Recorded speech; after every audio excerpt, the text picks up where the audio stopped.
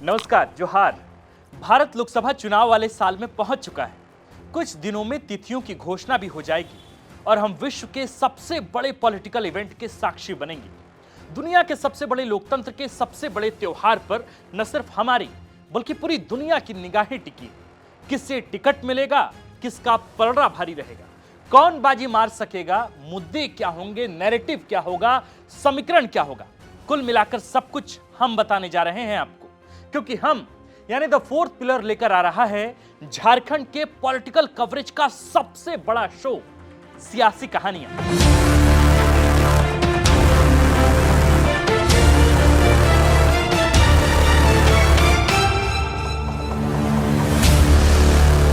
सियासी कहानियों के माध्यम से हम आपको बताएंगे झारखंड के सभी लोकसभा सीटों का इतिहास, भूगोल और गणित। हम बताएंगे आपको संभावनाएं, समीकरण और आशंकाएं।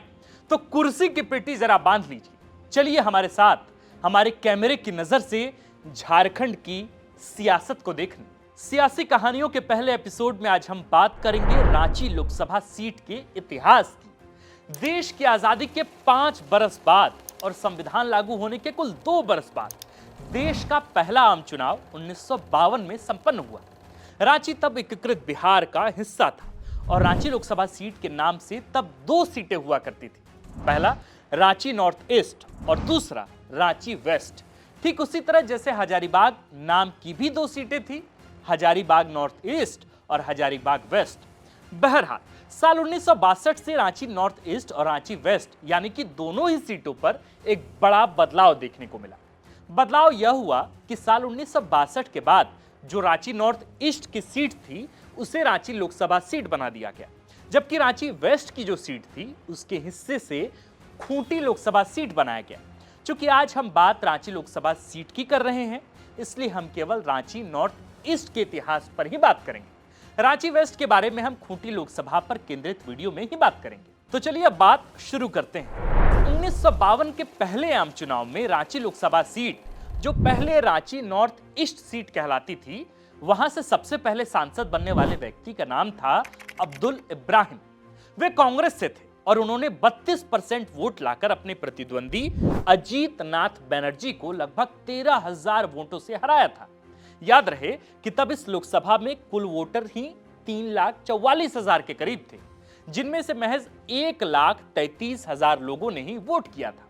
1952 के पहले आम चुनाव में रांची लोकसभा सीट पर कुल 7 लोगों ने चुनाव लड़ा था। यह तो बात हुई रांची लोकसभा सीट पर हुए पहले आम चुनाव की, जो 1952 में हुआ।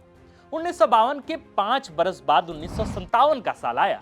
1957 में दूसरी बार लोकसभा का चुनाव हुआ। रांची नॉर्थ ईस्ट सीट, जो आज रांची लोकसभा सीट कहलाती है, तब यहां कांग्रेस की हार हो गई और जीतने वाले थे झारखंड पार्टी के एमआर मसानी। आपको संदर्भ के लिए बता दें कि रांची वेस्ट की सीट, जो बाद में खूंटी लोकसभा सीट कहलाई, वहां झारखंड पार्टी ने जयपाल सिंह मुंडा के नेतृत्व में जीत दर्ज की थी। पहले चुनाव में ही बिहार की 32 सीटों पर झारखंड पार्टी के उम्मीदवार जीते थे। आपको बताते चले कि इस समय तक अलग झारखंड राज्य की मांग तेज हो चुकी है। 1957 के जिस दूसरे आम चुनाव में झारखंड पार्टी ने रांची लोकसभा में कांग्रेस को हराया था, उसके 2 साल पहले यानी 1955 में ही झारखंड पार्टी ने अलग राज्य के गठन को लेकर केंद्र सरकार को मेमोरेंडम सौंपा था। जाहिर है अलग राज्य की मांग का मुद्दा तेज हुआ और दक्षिण बिहार में झारखंड पार्टी का दबदबा नजर आने लगा। हालांकि 1962 के आम चुनाव तक परिस्थितियां बदल गईं और स्वतंत्र पार्टी के उम्मीदवार प्रशांत कुमार घोष ने 5,000 वोटों से कांग्रेस के उम्मीदवार इब्राहिम अंसारी को हरा दिया। जानकारी के लिए बताता चलूं कि स्वतंत्र पार्टी की स्थापना सी राजगोपालाचारी ने 1959 में की थी। वे पंडित नेहरू के सोशलिस्ट छवि के विरुद्ध इस पार्टी को खड़ा करना चाहते थे। हालांकि 74 में इस पार्टी का अस्तित्व ही खत्म हो गया। 1962 के 5 साल बाद आया 1967 का आम चुनाव। देश के इस चौथे आम चुनाव में रांची लोकसभा सीट पर फिर से कांग्रेस की वापसी हुई और पीके घोष ने 3,000 के मामूली वोट से ही सही लेकिन जीत दर्ज की। 1971 के चुनाव में फिर से पीके घोष कांग्रेस की टिकट पर जीते और दोनों बार भारतीय जनसंघ दूसरे नंबर पर रही। इसके बाद 1975 में देश में आपातकाल घोषित हुआ। इंदिरा गांधी के खिलाफ माहौल बना। शायद इसी का असर रहा कि 1977 के भारतीय लोक दल के रविंद्र वर्मा ने 60,000 मतों से कांग्रेस को ही हरा दिया। भारतीय लोक दल की स्थापना चौधरी चरण सिंह ने की थी, जिसका विलय बाद में जनता पार्टी में कर दिया गया। 1980 में उसी जनता पार्टी के टूटने के बाद भारतीय जनता पार्टी का जन्म हुआ। बहरहाल 1980 के आम चुनाव में केंद्र में इंदिरा की वापसी होती है।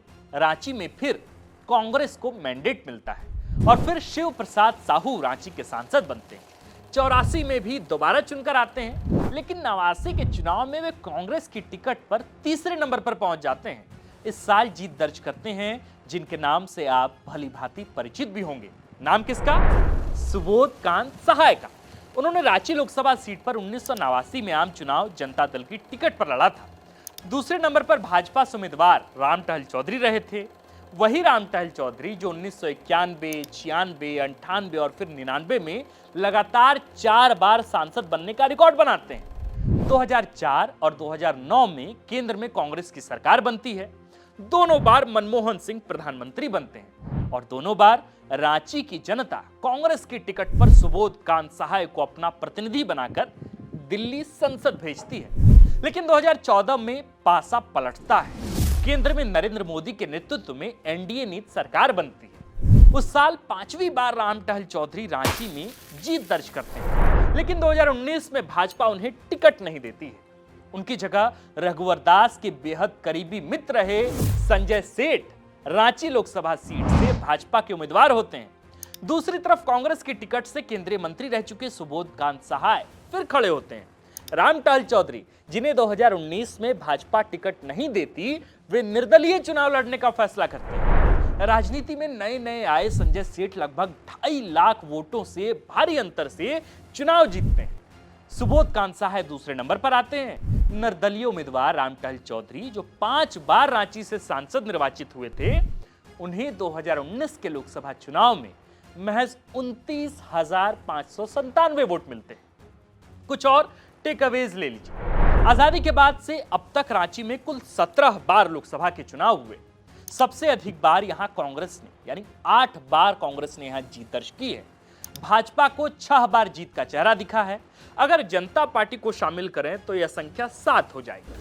इसके अलावा एक बार झारखंड पार्टी और एक बार जनता दल ने यहां से जीत दर्ज की है।